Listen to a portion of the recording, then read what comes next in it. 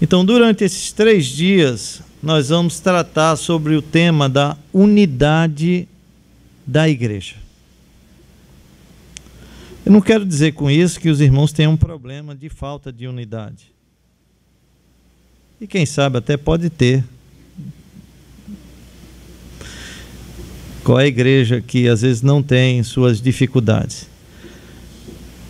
Mas se não tiver, o tema serve para aperfeiçoar a unidade, né? Então eu quero dar um panorama das nossas palestras. Hoje nós vamos falar sobre a glória de Deus e a unidade da igreja. E eu vou mostrar que, através da unidade, nós glorificamos a Deus. Amanhã nós vamos falar sobre os santos vínculos da cruz. Vou falar sobre aqueles vínculos que formam a verdadeira comunhão, a verdadeira unidade. No domingo pela manhã, no estudo, né, não é no culto, no estudo, eu quero falar sobre a disciplina na igreja. E quero mostrar que a disciplina ela pode ser traço de união ou traço de desunião na igreja. E no domingo à noite, nós vamos falar, tomando como título, Resolvendo as pendências emocionais do passado. E eu quero falar daquelas pendências que impedem a comunhão, como resolvê-las. Então, tudo voltado para o tema da unidade, para o tema da comunhão. Então, para nossa meditação nesta noite, vamos ler o texto de Filipenses, capítulo 2, e aí você permaneça com a Bíblia aberta nesse texto. Filipenses, capítulo 2.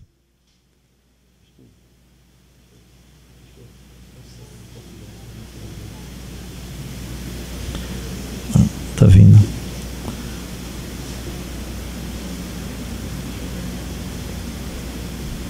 Trouxer muita água, eu falo muito. Pouca água, eu falo pouco.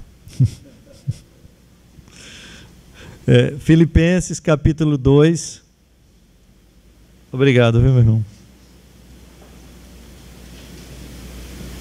Versículos 3 a 5. E permaneçam com o texto aberto.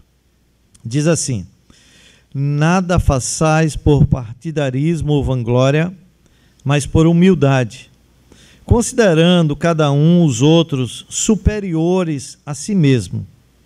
Não tenha cada um em vista o que é propriamente seu, senão também cada qual o que é dos outros. Tende em vós o mesmo sentimento que houve também em Cristo Jesus. Vamos orar?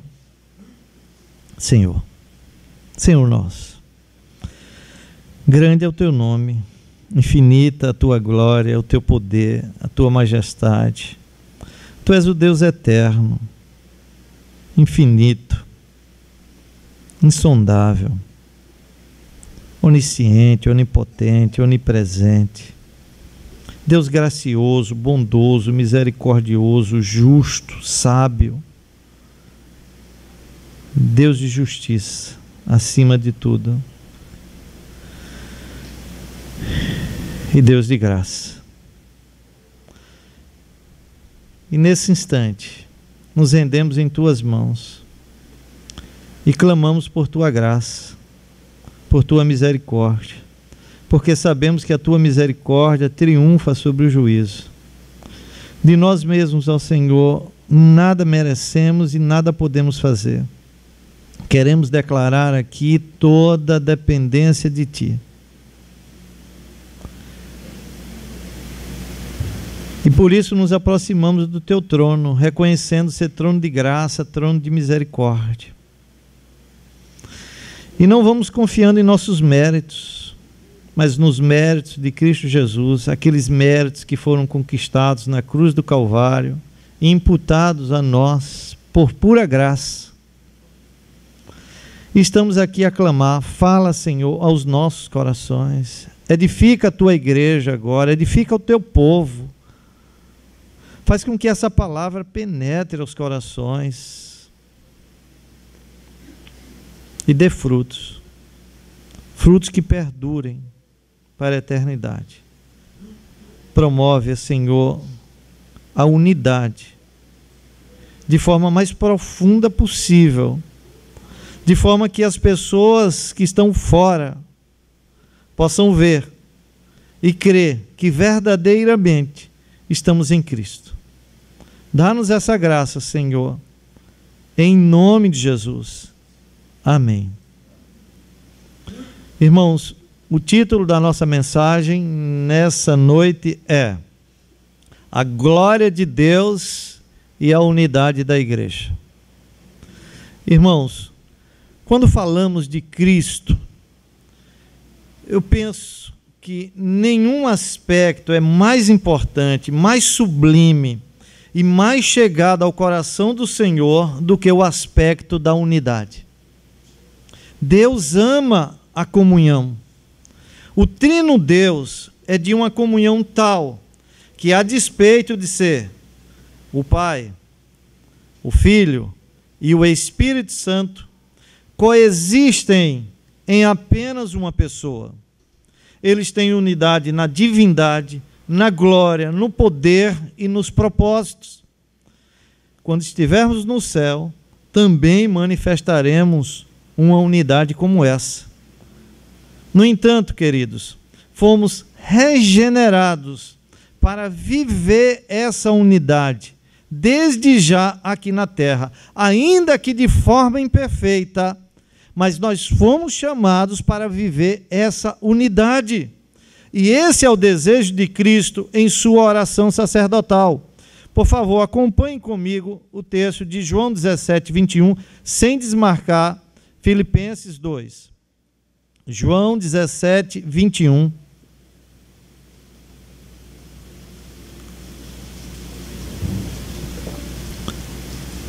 Vejam o desejo de Cristo em sua oração sacerdotal. Ele diz assim, ele orando ao Pai diz, a fim de que todos sejam um. Como és tu, ó Pai, em mim e eu em ti, também sejam eles em nós. Eu quero que vocês notem, nossa unidade deve ter o padrão da unidade do Pai e do Filho. Como nós somos unidos, como eu estou em ti e tu estás em mim, assim sejam eles em nós. Agora eu pergunto, com que propósito? Para que o mundo creia que tu me enviaste. Irmãos, é certo que a fé é um dom de Deus e que o Senhor Jesus é quem incorpora novos membros à sua igreja. Mas a vida de unidade dos irmãos é um dos meios de graça que Deus usa para fazer chegar sua mensagem ao mundo. A unidade dos irmãos convida outros a se unirem à igreja. Além do que, a unidade é necessária para dar credibilidade à mensagem pregada. Ela desperta nos pecadores o desejo de agregar-se à igreja. O inverso também é verdadeiro. Quando não há unidade, não há desejo dos pecadores em vir e agregar-se à igreja. É como aquela irmã que foi convidar uma senhora que era vizinha e disse, olha, a igreja vivia o caos, uma desunião enorme, e aquela vizinha conhecia, e ela disse, olha, vamos à minha igreja. E sabe qual foi a resposta da vizinha? Olha, se for para brigar, eu fico brigando em casa mesmo com meu marido. Portanto, meus irmãos, se o mundo não vê a igreja unida, se o mundo não vê os irmãos unidos, ele jamais vai crer na autoridade do ministério de Jesus Cristo. Irmãos, uma das maiores credenciais que a igreja pode apresentar ao mundo é a sua vida harmônica. Essa é a mensagem que Paulo quer passar à igreja de Filipos. Vejam, a igreja de Filipos é uma igreja maravilhosa. Talvez do Novo Testamento, se tivéssemos que fazer uma escala de 1 a 10, a igreja de Filipos seria número 1. Uma igreja que apresentava excelentes qualidades. Era uma igreja que pregava a palavra de Deus. Você pode ver aí no capítulo 1, versículos 3 a 5, veja o que Paulo diz dessa igreja. Agora em Filipenses 1, de 3 a 5. Ele diz assim: dou graças ao meu Deus por tudo o que recordo de vós, fazendo sempre com alegria súplicas por todos vós, em todas as minhas orações, escutem agora, pela vossa cooperação no Evangelho, desde o primeiro dia até agora. Ali estava uma igreja que pregava o Evangelho, Paulo diz, desde o primeiro dia até agora. Era uma igreja disposta a sofrer perseguição externa por causa do Evangelho. Versículo 29, diz assim: porque vos foi concedida, capítulo 1, 29, né? Vos foi concedida a graça de padecerdes por Cristo, e não somente de crerdes nele. Então, aquela igreja recebeu a graça de crer, mas também recebeu a graça de sofrer pelo nome de Cristo. Era uma igreja disposta a sofrer pelo Evangelho. Era uma igreja generosa. Capítulo 4, versículos 15 e 16.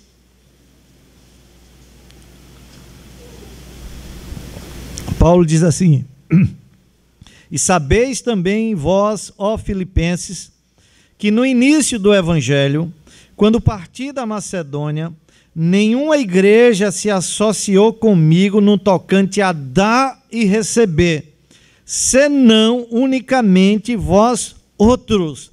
Foi a única igreja que ajudou financeiramente o apóstolo Paulo, porque até para Tessalônica mandaste, não somente uma vez, mas 2, o bastante para as minhas necessidades.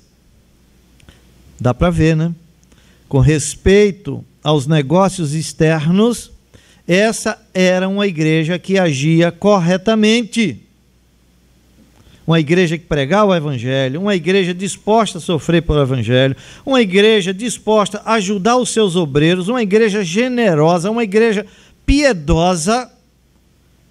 Porém, meus irmãos, nos assuntos domésticos, mais especificamente em relação à unidade cristã, esta igreja ficava a desejar. Havia transtornos em casa, a unidade estava se destruindo, havia disputas por cargos, os irmãos estavam desejosos de honras e dignidades eclesiásticas. Cada um pensava em si mesmo, cada um buscava a sua própria glória. Aqueles irmãos tão notáveis, em busca de primazia, viviam em contendas e murmurações. E é isso que Paulo diz aí no capítulo 2, versículo 14. Fazei tudo sem contendas, sem murmurações. E observem como as coisas estavam se agravando naquela igreja. A igreja estava caminhando para uma divisão, como aqui havia na igreja de Corinto. Capítulo 4, versículos de 2 a 5.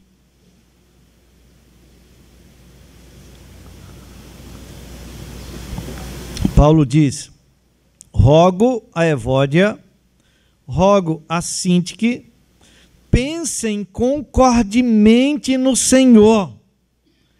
A ti, fiel companheiro de jugo, ele pede alguém para interferir na situação, para mediar a situação, um companheiro de jugo, ele não diz o nome, né? Também peço que as auxilies, pois juntas se esforçaram comigo no Evangelho, também com Clemente e com os demais cooperadores meus, cujos nomes se encontram no livro da vida. Está aqui, ó. duas crentes, genuinamente crentes, que trabalharam muito no Evangelho. Versículo 4. Alegrai-vos sempre no Senhor. Outra vez digo, alegrai-vos. Seja a vossa moderação conhecida de todos os homens. Perto está o Senhor. Percebem a gravidade da situação nessa igreja? Na igreja de Filipenses? Duas grandes cooperadoras do Evangelho, por questão de orgulho, já não podiam pensar concordemente no Senhor. Já não podiam mais formar uma equipe. Já não podiam mais trabalhar unidas contra um inimigo comum. A coisa era mais ou menos assim. Quando Evódia fazia alguma coisa, Sintique e sua família não participavam, e vice-versa. É por esta razão que o apóstolo apela em favor da união. Ele sabe que sem unidade, aquela igreja não podia glorificar o nome de Deus, o nome do Senhor. Portanto, de acordo com o texto de Filipenses, aí capítulo 2, versículos 3 a 5, para que a igreja glorifique a Deus através da unidade, são necessárias duas coisas, de acordo com esse contexto aqui. São necessárias duas coisas. Primeira, uma vida de amor e cuidado mútuo entre os irmãos. Vejam capítulo 2, versículo 1. Vou repetir, para que a igreja glorifique a Deus na unidade, é necessário, em primeiro lugar, uma vida de amor e cuidado mútuo entre os irmãos. Capítulo 2, versículo 1 diz assim: se há, pois, alguma exortação, o sentido aqui é conforto, se há alguma exortação em Cristo, algum conforto em Cristo, alguma consolação de amor, alguma comunhão do Espírito, se há entranhados afetos e misericórdias, aqui eu quero fazer uma observação. Paulo está dizendo, se há essas coisas, esse se aí não é condicional, ele é dogmático, é uma afirmação. É como o texto de Romanos 8,31, que diz assim: se Deus é por nós, quem será contra nós? Alguém por acaso duvida que Deus é a favor dos crentes? Aquele se de Romanos 8,31 é condicional? Não, é uma certeza. Já que Deus é por nós, quem será contra nós? Ou como diz Lucas 19,8, vocês lembram do episódio em que Jesus foi à casa de Zaqueu? E Zaqueu ali diz, Zaqueu se levantou e disse ao Senhor: Senhor, resolvo dar aos pobres a metade dos meus bens, e se em alguma coisa tenho defraudado alguém, restituo 4 vezes mais. Ninguém duvida que Zaqueu tenha defraudado outros, né? Já que eu defraudei outros, vou restituir 4 vezes mais. Então, na verdade, Paulo está usando o hipotético se, a fim de confirmar uma verdade. Então, você deve ler esse texto no sentido afirmativo, não condicional. Portanto, esse versículo, capítulo 2, versículo 1, deve ser compreendido assim. Quando ele diz, se há, pois, algum conforto, algum auxílio advindo da sua união com Cristo, como seguramente há, que sejam conhecidos. Então Paulo está dizendo, olha, se vocês receberam esse conforto de Cristo, que seja isso conhecido na igreja. Se há amor de Cristo para vocês, o amor que supre todas as suas carências emocionais, como seguramente há, que seja mostrado. Mostrem o amor, procedam como Cristo, que ama o que não é amável, que ama aquele que não é digno de amor. E essa recomendação de Paulo aqui é interessante. Porque a pessoa que menos merece o nosso amor é quem mais precisa dele. E aí Paulo continua: se há através de Cristo comunhão com o Espírito Santo, como seguramente há, eu não tenho dúvidas que vocês têm comunhão com o Espírito Santo, que seja manifesta. O Espírito Santo não divide a igreja. Se há divisão, vocês estão se afastando da comunhão do Espírito. E Paulo conclui seu argumento neste versículo dizendo: se há em Cristo alguma experiência de eternas misericórdias e compaixão, como seguramente há, então transmita estas bênçãos aos santos sofredores. Tenha sensibilidade para com as necessidades e sentimentos dos outros. Faça o possível para aliviar o sofrimento do irmão. Irmãos, toda a desarmonia da igreja é falta de entranháveis afetos. É ausência de misericórdia. Em resumo, o que Paulo está dizendo aí nesse capítulo 2, versículo 1 é o seguinte: já que vocês possuem todas estas experiências com Cristo, está percebendo a exortação? E participam destes benefícios de Cristo, provem sua gratidão por tudo isso, amando seus irmãos e irmãs, vivam em união. Paulo quer que estas graças cristãs estejam em pleno exercício no relacionamento entre um crente e outro. E vejam como ele reforça o seu argumento aí no capítulo 2, versículo 2. Ele diz: completai a minha alegria. Olha, Filipenses é conhecida como a carta da alegria. E Paulo diz: eu me alegro com vocês, eu me alegro com o proceder de vocês em relação ao Evangelho, em relação ao contribuir, em relação à disposição de sofrer. Agora, minha alegria não está completa. Completai a minha alegria. Em outras palavras, eu não posso me alegrar de verdade enquanto o espírito de facção existia entre vocês.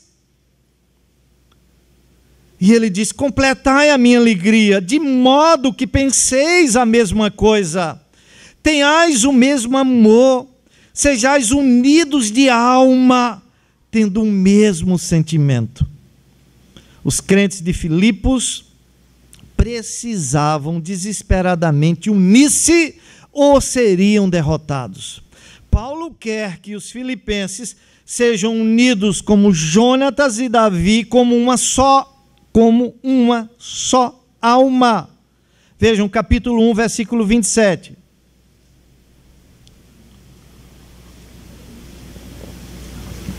Vivei acima de tudo por modo digno do Evangelho de Cristo. Que modo digno do Evangelho de Cristo é esse? Para que, ou indo ver-vos, ou estando ausente, ouça no tocante a vós outros, que estáis firmes em um só espírito, como uma só alma. Olha, como uma só alma, lutando juntos pela fé evangélica. Lutando juntos pela fé evangélica. Para quê? Para que Deus seja glorificado através da união. Irmãos, o desejo e a alegria de Paulo era que os irmãos filipenses não considerassem apenas o interesse próprio, mas também os interesses ou o bem-estar dos outros. No versículo 4 do capítulo 2, veja o que ele diz: não tenha cada um em vista o que é propriamente seu, senão também cada qual o que é dos outros. A ideia cristã é que cada um considere os outros em primeiro lugar. em vez de ficar de olho na chance de se tornar o número 1. Irmãos, numa igreja onde todo mundo respeita todo mundo, ninguém será desrespeitado. Numa igreja onde todos colocam os interesses dos outros em primeiro lugar, ninguém será negligenciado. Paulo quer que os crentes de Filipos se deem uns aos outros em prol da unidade. Há aquelas questões pequenas que podem produzir facção, que podem produzir divisão, que pode quebrar a comunhão. E Paulo diz, dê a preferência, porque o amor cobre multidão de pecados. Considere o outro superior a você, em nome da união, porque só assim vocês vão glorificar a Deus. E vejam o que ele diz agora no versículo 3, aí na parte A. Deixe de lado a sua própria glória, para buscar a glória do Senhor. Deixe de lado seus sentimentos, para buscar a vontade do Senhor. Ah, mas eu estou ferido, mas eu estou machucado. Vejam o que ele diz no versículo 3, parte A. Nada façais por partidarismo ou vanglória. Olha, a glória que vocês estão buscando é glória tola, vã, sem sentido. Mas faça tudo por humildade. Faça tudo por humildade. Nada façais por partidarismo. Nada façais por contenda ou por vanglória. A contenda e a vanglória são irmãs gêmeas do egoísmo. Muitas vezes é por puro egoísmo que um irmão contende com o outro. É a contenda que faz um irmão tentar diminuir o outro. É o orgulho que sempre quer se fazer ilustre e proeminente. Irmãos, se acharem lugar, a contenda e o orgulho destruirão qualquer igreja. Mesmo que essa igreja tenha a doutrina correta em suas mãos, mesmo que essa igreja esteja disposta a sofrer pelo nome do Senhor Jesus, mesmo que essa igreja seja uma igreja missionária, generosa, amorosa, se a contenda e o orgulho acharem lugar, eles destruirão a igreja. Não pode haver união onde estes dois existem. E por isso, vejam o que o apóstolo Paulo diz aí na parte B do versículo 3. Considerando cada um os outros superiores a si mesmo. Aqueles irmãos deviam pensar de si mesmo o que Paulo pensava dele próprio. Paulo, quando iniciou o seu ministério, lá em Efésios, no capítulo 3, versículo 8, ele disse assim: eu sou o menor de todos os santos. No decorrer do seu ministério, lá pela metade do seu ministério, 1 Coríntios, capítulo 15, versículo 9, o apóstolo Paulo diz: eu sou o menor dos apóstolos. E quando ele estava para morrer, lá em 1 Timóteo, estava lá na prisão, ele diz: eu sou o principal dos pecadores. E era isso que Paulo queria, que a igreja pensasse de si mesmo. Que não houvesse essa vanglória, mas que houvesse a humildade e considerasse os outros superiores a si mesmo. Quanto mais Paulo conhecia Cristo, mais ele diminuía. Quando ele diz essas palavras, eu sou o principal dos pecadores, ele está prestes a morrer, e depois de todas as lutas em seu ministério, depois de todas as renúncias para conhecer mais e mais a Cristo, mas quanto mais ele conhecia a Cristo, mais ele diminuía. Irmãos, sei que devido à natureza pecaminosa que ainda habita em cada um de nós, uma das coisas mais difíceis debaixo do sol é nos tornarmos nada em nós mesmos. No entanto, não acredite que a religião lhe tenha feito bem algum, a não ser que você tenha um conceito elevado dos outros e um conceito inferior de si mesmo. Então ouçam, um complexo de superioridade e espírito de mais santo sempre causa contenda e disputa na igreja. O oposto disto é a humildade de mente e de espírito. Isso será de grande ajuda para a união e a glória do nome de Deus dentro da igreja. Isso, irmãos, nos leva ao segundo apelo de Paulo em favor da união da igreja. Agora, depois dele mostrar essa necessidade de considerar os outros superiores a si mesmo, e dessa relação mútua de amor, dessa necessidade de relação mútua entre os irmãos, Paulo explica que esta unidade na igreja agora, ele vai mostrar, só é possível se existir humildade. Então, só relembrando, nós vimos que o apelo de Paulo para que aqueles irmãos de Filipos vivam em união na igreja, de modo que a igreja glorifique a Deus na unidade, inclui, em primeiro lugar, uma vida de amor e cuidado mútuo entre os irmãos.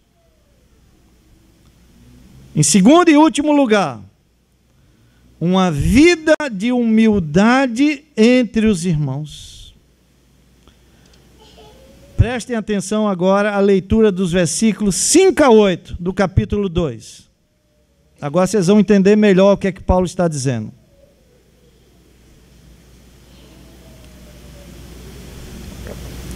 Tendo em vós o mesmo sentimento que houve também em Cristo Jesus.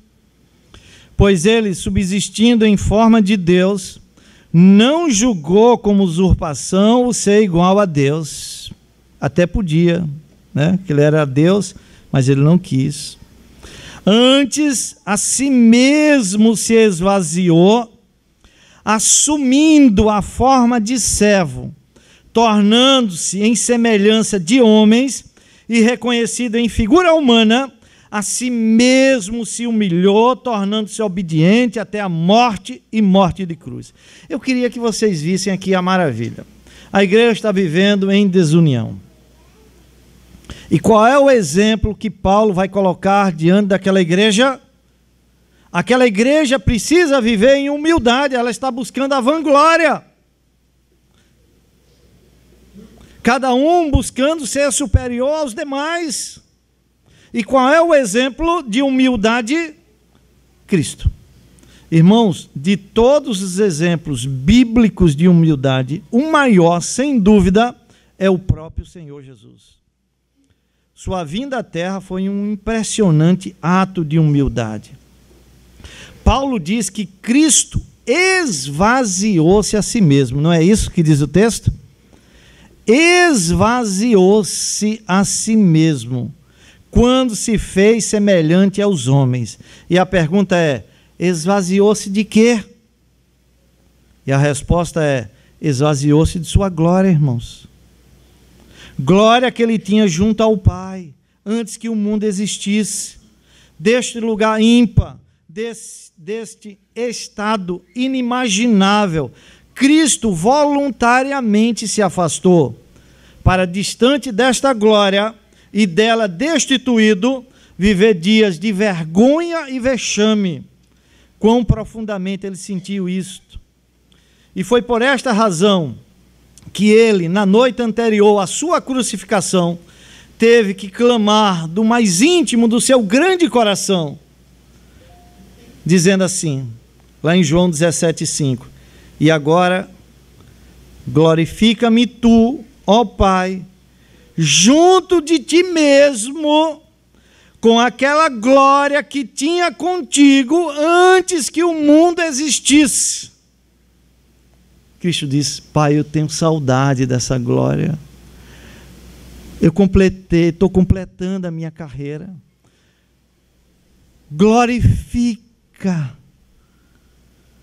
Glorifica-me tu, Senhor, junto a ti, com aquela glória que tinha contigo antes que o mundo existisse. Então vejam, irmãos, ele se esvaziou dessa glória, afastado e desvestido de glória, ele foi achado aqui sem parecer e sem formosura, conforme diz Isaías 53:2.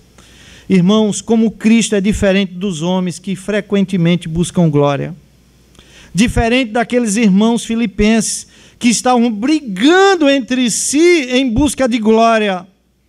Ele que a possuía em plenitude, espontaneamente dela se desprendeu. É tremendo ver o pleno esvaziado, renunciando o seu ambiente de glória, fazendo-se em semelhança dos homens, aquele que nem os céus dos céus pode contê-lo, conforme 1 Reis 8:27 diz. O eu sou, se permitir estar e viver restringido em sua soberana liberdade. O verbo se fazer carne e habitar entre os homens. O habitante do céu tornar-se morador da terra. Pois João 6,38 diz, eu desci do céu. Olha, irmãos, aqui começa o cumprimento de Gênesis 3,15. Acho que vocês lembram Gênesis 3,15. Aquela promessa maravilhosa que Deus fez a Adão lá no Éden. Porém, inimizade, falando a serpente. A serpente foi a primeira a ouvir as boas novas, que para ela foram novas terríveis. Porém, inimizade entre ti e a mulher, entre a tua descendência e o seu descendente, este te ferirá a cabeça, e tu lhe ferirás o calcanhar. Seu calcanhar começou a ser ferido quando ele pisou essa terra maldita. Aquele que desceu do céu e pisou essa terra maldita, começou a ferir o seu calcanhar. Dá para imaginar? Aquele que habitava a glória dos céus, passar a viver no mundo caído, sem glória nenhuma, um mundo que jaz no maligno, um mundo dominado pelo pecado, aquele que habitava no infinito sideral de eterno deleite, na presença do Pai, do próprio Pai.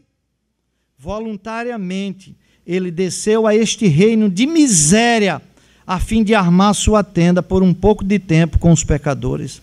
Ele, cuja presença os serafins cobriam seus rostos, o objeto da mais solene adoração, voluntariamente desceu a este mundo onde foi desprezado, e o mais rejeitado entre os homens, homem de dores que sabe o que é padecer. Não é coisa pouco desonrosa o Criador fazer-se semelhante aos homens. Você sabe o que isso significa? Já parou para pensar? O Criador fazer-se semelhante à criatura? Aquele que criou o tempo, sujeitar-se aos rigores desta limitação. Seus dias na terra como homem foram 33 anos, um pouco mais. Irmãos, toda limitação, se bem entendida, traduz vergonha, pois aponta para os termos da própria incapacidade daquilo que é limitado. Cristo eterno, o autoexistente, sujeitou-se como homem aos limites do temporal, pois sentiu na pele que o tempo é capaz de enfraquecer, que o tempo é capaz de envelhecer aquele que está sob sua batuta. Em face disto, o pão da vida teve fome, a fonte da água da vida padeceu sede, o que não dorme teve sono, o eterno envelheceu. Isso é realmente uma grande perda. E como esta mudança de endereço fosse pouca coisa, acrescente-se o que diz Lucas 9,58. E disse-lhes Jesus, as raposas têm covis, e as aves do céu ninhos, mas o Filho do Homem não tem onde reclinar a cabeça. Morando na terra, ele não tem onde repousar a cabeça. Aqui há também um despojamento de direito, pois sendo dono de tudo, como cidadão terreno, não é proprietário de nada. Sua família nada possuiu. E tão pequeno é o poder aquisitivo de seus pais, que no momento deles apresentar o seu sacrifício, foram oferecidos 2 pombos. Quando Cristo afirma, queridos, que não tem lugar para descansar, não há nenhuma figura de linguagem, mas uma comunicação da realidade, que é o seu viver como homem. A humildade de Cristo consiste no fato de que, sendo rico, por amor de vós se fez pobre, para que pela sua pobreza vos tornasseis ricos. 2 Coríntios 8:9. Tão pobre ele era, que estava sempre pedindo emprestado. Pediu emprestado um lugar onde pudesse nascer. E que lugar, hein? Pediu emprestado uma casa onde pudesse pernoitar, um barco onde pudesse pregar, um animal onde pudesse montar, uma sala onde pudesse instituir a ceia do Senhor e, finalmente, um túmulo onde pudesse ser sepultado. Além do mais, Cristo tomou sobre si uma dívida muito pesada, a qual assumiu voluntariamente. Aliás, a mais pesada dívida já paga por alguém. Alguém assim, tão profundamente endividado, só poderia ser pobre. Meus irmãos, é coisa para ficar extasiado. Cristo, o Criador de tudo e de todos. Cristo, soberano sobre tudo e sobre todos, toca esta terra na condição de servo, não apenas de homem, mas de servo também. Marcos 10:45 diz: porque o Filho do Homem também não veio para ser servido, mas para servir e dar a sua vida em resgate de muitos. Lá em Lucas 22:27, na parte B, eu acho fantástico esse versículo, na parte B, palavras do próprio Cristo, ele diz assim, ele falando aos discípulos, ele disse: no meio de vós, eu sou como quem serve. Cristo se fez servo dos homens voluntariamente. A única pessoa que tinha direito de fazer valer os seus direitos, os enunciou. Quer humilhação mais degradante do que essa? O Criador tornar-se servo da pobre criatura. E na rebaixada condição serviçal, pôs água numa bacia e começou a lavar os pés aos discípulos e a enxugar-lhes com a toalha que estava cingido. Queridos, o lava-pés era um dos deveres mais servis de um escravo. Essa cena aqui é uma cena tremenda. Deixa eu falar um pouco do contexto para você entender. No Oriente, os pés sempre teve um caráter indigno. Até hoje. Não sei se vocês lembram, na época que Bush esteve lá no Oriente, né? Em que um jornalista pegou um sapato e atirou nele. A maior ofensa que alguém pode fazer a outro no Oriente é largar o sapato sobre aquela pessoa ou cuspir no rosto. Por conta do caráter indigno dos pés. Para o oriental, os pés acumulam muita sujeira e por isso ele é indigno. Então, ele não sentava com os pés expostos, como nós sentamos. O oriental, ao sentar naquelas esteiras, onde tinha aquelas almofadas para fazer a sua refeição, ele sentava com os pés para trás. Por isso, quando você vai ler a história da mulher que ungiu aos pés de Jesus, o texto diz que ela estava atrás de Jesus. Se você não entende esse contexto, você vai ficar se perguntando, como isso? Como é que ela estava atrás de Jesus e ungia os pés de Jesus? Porque os pés de Jesus estavam para trás. Mas vocês lembram da cena do lava-pés. E o contexto da cena do lava-pés é o seguinte: Cristo vai fazer uma festa. Ele vai celebrar a última Páscoa com os seus discípulos e instituir a ceia do Senhor. Manda preparar o cenáculo e assim é feito. Só que o costume naquela época era o seguinte: se alguém dava uma festa e tinha condições, então ele colocava um escravo na porta com a toalha e com a bacia. Quando os convidados chegavam para ir às esteiras e sentar ali, então eles tiravam as suas sandálias e o escravo lavava os pés e os enxugava.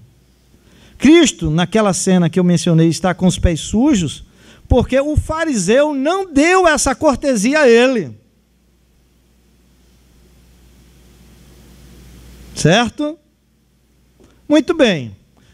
Mas se a pessoa fosse pobre e não tivesse escravos, o costume dizia que o primeiro convidado assumia essa função serviçal. Muito bem, então Cristo ordena que os seus discípulos preparem o cenáculo. Eu creio que propositadamente o texto não diz, mas isso é uma inferência minha, por tudo que está transcrito aqui, deixou para chegar por último. Porque se o primeiro não assumisse, o segundo teria que assumir. E assim, de forma sequencial. Muito bem, quando Cristo chega, está ali aquela cena. Que cena tremenda. Os homens com o coração cheio de orgulho, com aqueles pés sujos. Então Cristo pega a toalha, pega a bacia, ele cinge e vai lavar aos pés de cada um dos discípulos. Ali está o eterno reduzido a servo, porque nenhum homem quis assumir tão indigna tarefa. É ele quem está de joelhos, é ele quem está lavando os pés, é ele quem está enxugando os pés dos homens orgulhosos. Ele é o serviçal. São 24 pés a serem lavados e enxutos, inclusive os pés daquele que seria, dentro de pouco tempo, o traidor.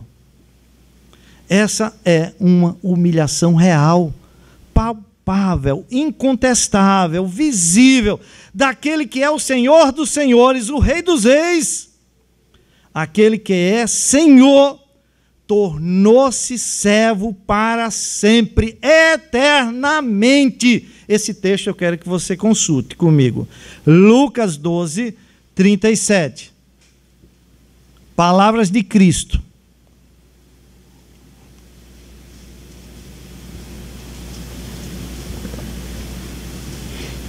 Lucas 12, 37. Diz assim: bem-aventurados aqueles servos a quem o Senhor, quando vier, os encontre vigilantes.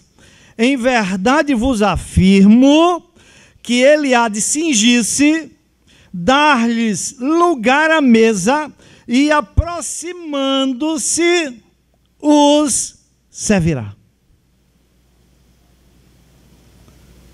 Tá bom? Agora vejam como Cristo fecha a cena do lava-pés, essa que eu citei, lá de João 13. Lá de João 13. Quando Cristo passa lavando os pés daqueles discípulos, Pedro cai em si.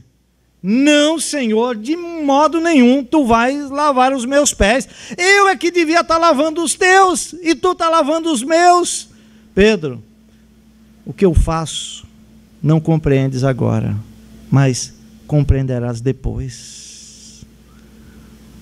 João 13, agora, veja como ele fecha essa cena do lava-pés, de 12 a 15. Depois de lhes ter lavado os pés, tomou as vestes e, voltando à mesa, perguntou-lhes: compreendeis o que vos fiz? Vocês agora compreendem o que eu vos fiz? Vós me chamais o Mestre e o Senhor, e dizeis bem, porque eu o sou. Ora, se eu, sendo o Senhor e o Mestre, vos lavei os pés, também vós deveis lavar os pés uns dos outros.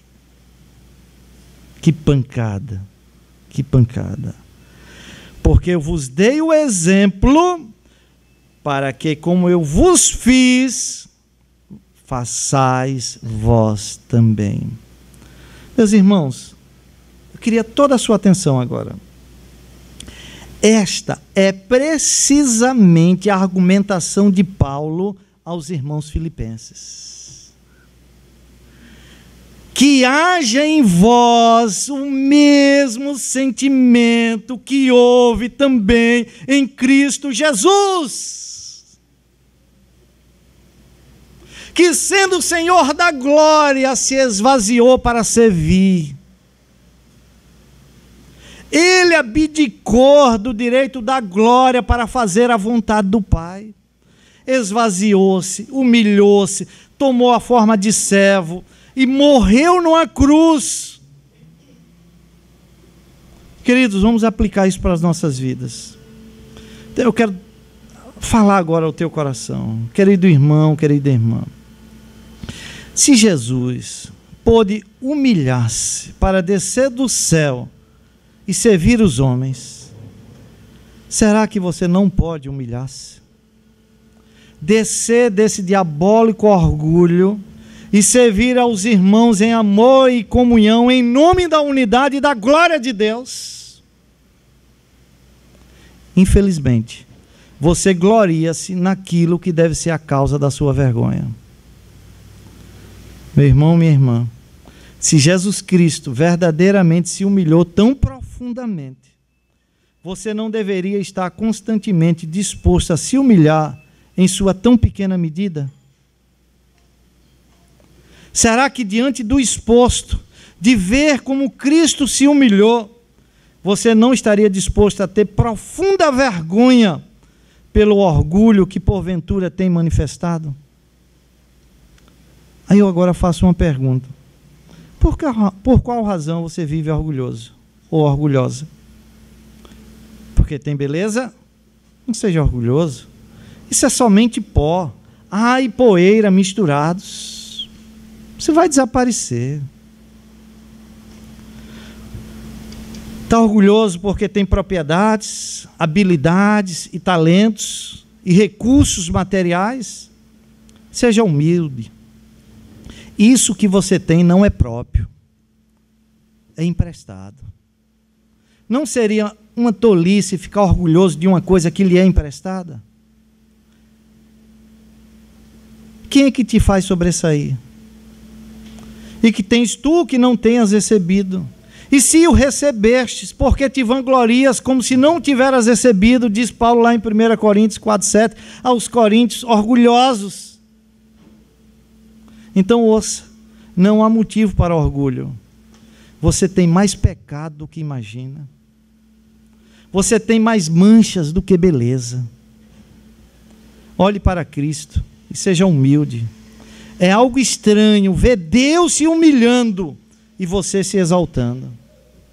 Ver um Salvador humilde e um pecador orgulhoso.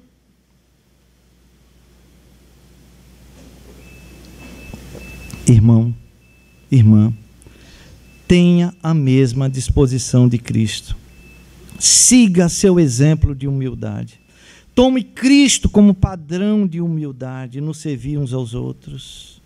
Faça isto, por ser esta regra de vida que produz a verdadeira união na igreja. Quando isso não existe, não existe união. Existem amarguras nos corações, ainda que esteja dando tapinha nas costas, mas há separação interior. E eu quero concluir dizendo o seguinte, irmãos. Essa é a palavra do Senhor para nós hoje. No entanto, há uma pergunta que não quer calar. O que faremos para pôr em prática esta palavra? Se tivéssemos no céu, não haveria dificuldades para pôr em prática essa palavra.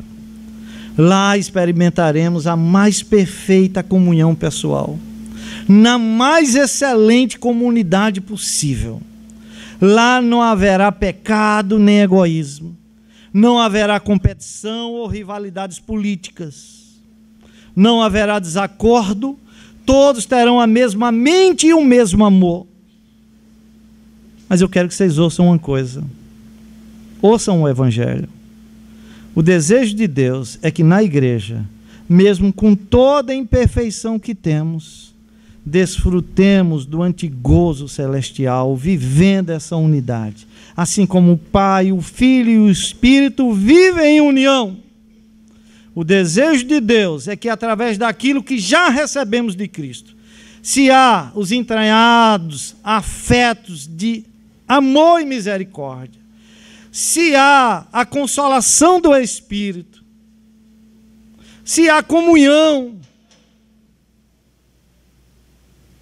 vivamos a vida celestial aqui na terra, dando sempre qualquer vantagem a outra pessoa, considerando os outros superiores. Porque para nós importa exercermos a missão de sermos embaixadores da vida celeste aqui na terra. Que Deus nos dê a graça para vivermos essa comunhão. E nesse espírito de união, glorifiquemos o nome de Deus. Amém. Amém. Amém.